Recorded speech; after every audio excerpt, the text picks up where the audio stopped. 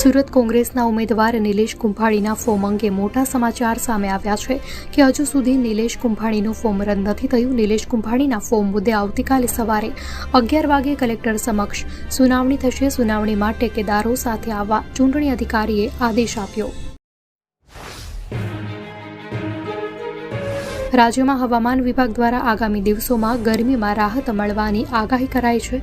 આગામી 3 દિવસ તાપમાનમાં 2 થી 3 ડિગ્રી ઘટાડો થશે, જ્યારે 3 દિવસ બાદ ફરી તાપમાનમાં 2 થી 3 ડિગ્રીનો વધારો થશે। ગઈકાલે સૌથી વધુ તાપમાન અમરેલીમાં 40 ડિગ્રી સેલ્સિયસ નોંધાયું હતું।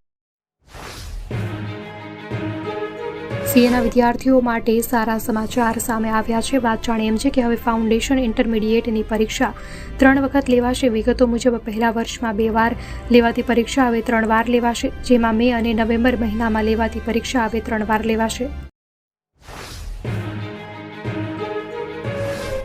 એસીઆઈ દ્વારા લોકો સરળતાથી તેમનું મતદાન મથક જાણી શકે તેમજ ત્યાં સિનિયર સિટીઝન્સ માટે શું વ્યવસ્થા છે તે જાણી શકે તે માટે આગામી સમયમાં સ્પેશિયલ ડ્રાઈવ યોજવામાં આવનાર છે। રાજ્યના 50,677 મતદાન કેન્દ્રોમાં ખાસ ડ્રાઈવ યોજવામાં આવશે। આ ડ્રાઈવ દરમિયાન મતદાર તેના મતદાનનો બૂથ શોધી તેમજ ત્યાં શું સુવિધા ઉપલબ્ધ છે તે પણ જાણી શકશે।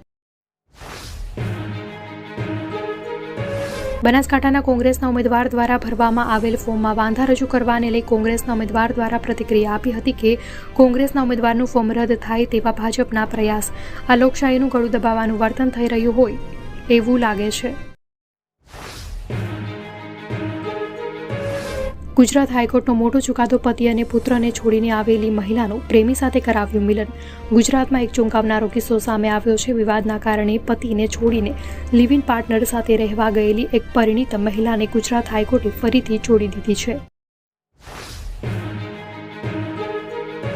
સુરતમાં નકલી માર્કશીટ, નકલી ઘી, નકલી સરકારી અધિકારી બાદ હવે નકલી સિંગ તેલનો જથ્થો ઝડપાયો છે।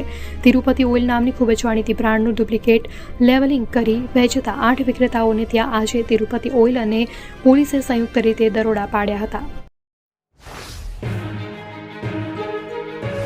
પાલનપુરના ફૂડ એન્ડ ડ્રગ્સ વિભાગ દ્વારા શંકાસ્પદ ઘીનો જથ્થો ઝડપ્યો છે।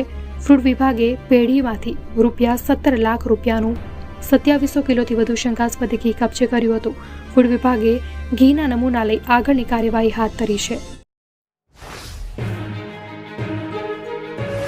પંચમહાલના ગોધરાથી અમદાવાદ હાઈવે પર ટ્રેક્ટર અને ટેન્કર વચ્ચે અકસ્માત સર્જાયો હતો। અકસ્માતમાં 2 લોકોના મોત થયા। ટ્રેક્ટરમાં બેસીને એક પરિવાર અમદાવાદ આવી રહ્યો હતો ત્યારે આ અકસ્માત સર્જાયો હતો। અકસ્માતમાં 3 લોકો ગંભીર રીતે ઇજાગ્રસ્ત થયા છે।